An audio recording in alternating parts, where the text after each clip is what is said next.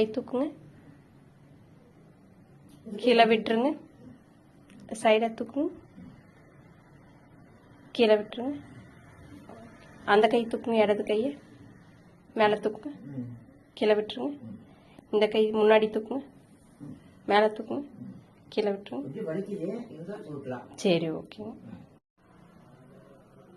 கீழே விட்டுருங்க. சைடாக கை தூக்குங்க, மேலே தூக்குங்க. சாமி கும்பிட்ற மாதிரி வச்சுக்கோங்க. கீழே விட்டுட்டு இன்னும் ஒரு தடவை பண்ணுங்க. அதே மாதிரி மேலே நேராக தூக்குங்க, சைடாக தூக்குங்க. போதும்.